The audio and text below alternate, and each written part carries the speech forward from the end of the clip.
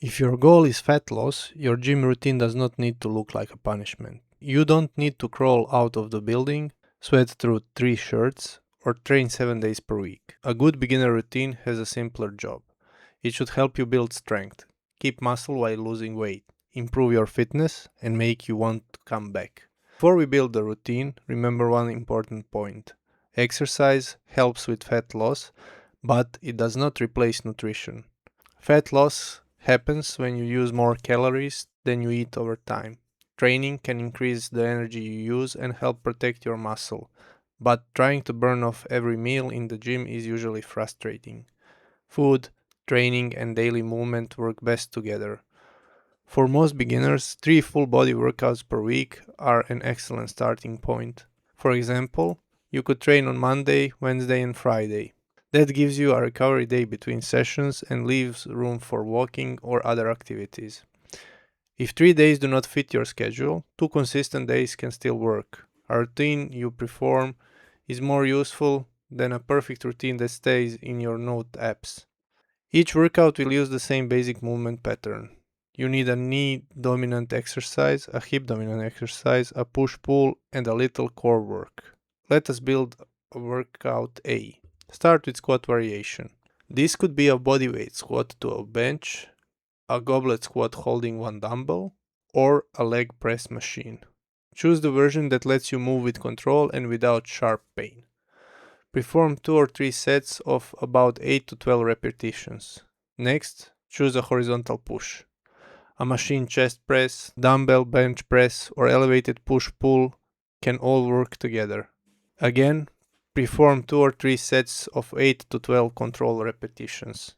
Then choose a pulling exercise. A seated cable row or chest supported dumbbell row is beginner friendly because it helps you train your back without needing complicated technique. After that, add a hip dominant movement. A dumbbell Romanian deadlift, hip thrust, or machine hamstring curl can train the back of your legs and hips. Finish with a simple core exercise such as plank, dead bug, or cable press. This is workout A.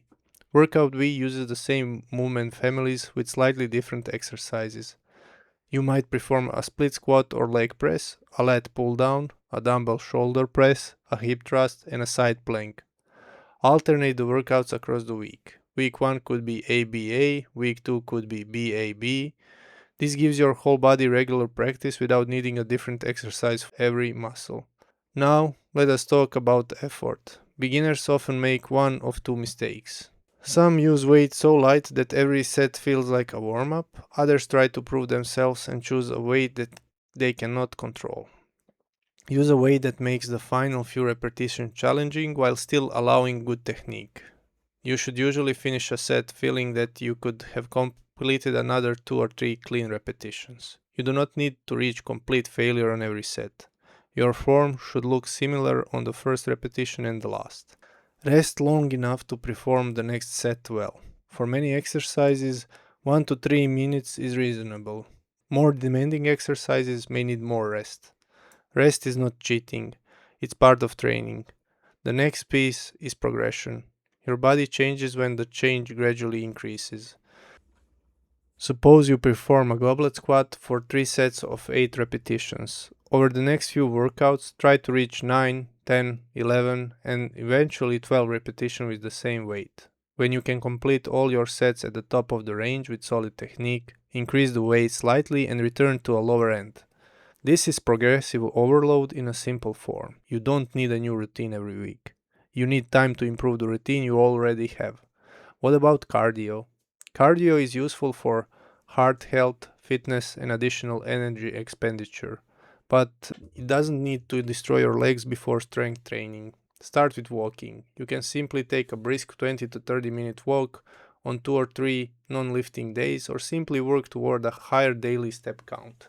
If you enjoy cycling, swimming, or an elliptical machine, those are good options too. Choose a pace that raises your breath but still allows you to speak in short sentences. You can add harder intervals later. A beginner does not need to begin with the hardest tool. Your week plan might look like this: Monday, full body A; Tuesday, easy walk; Wednesday, full body B; Thursday, rest or easy movement; Friday, full body A; Saturday, an enjoyable activity or walk. Sunday, rest. The next week, reverse A and B. Before each lifting session, spend 5 to 10 minutes warming up. Walk, cycle, or row easily. Then perform lighter practice sets of your first exercises. A warm up should prepare you to train, it should not become a separate, exhausting workout. If an exercise causes sharp pain, immediately stop and choose a comfortable alternative.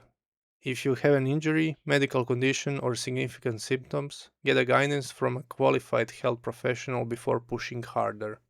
Finally, track a few simple things. Write down the exercise, weight, repetitions, and sets. Notice whether your technique and confidence improve. Keep an eye on your daily movement and your overall nutrition. Don't judge the routine by how sore it makes you. Judge it by whether you can recover, improve, and perform it consistently. Here is the simple version. Train your whole body 2 or 3 times per week. Use a squat, hinge, push, pull, and core exercise. Perform 2 to 3 controlled sets. Stop with few good repetitions left, and gradually add repetitions or weight. Combine that with walking, a manageable calorie deficit, enough protein, and sleep. Fat loss doesn't require punishment, it requires a plan you can repeat. In the next video, we will explain the truth about belly fat and why hundreds of crunches cannot choose whether fat leaves first. If you want fitness explained simply, subscribe to Simple Strength. Train smarter, eat better, get stronger.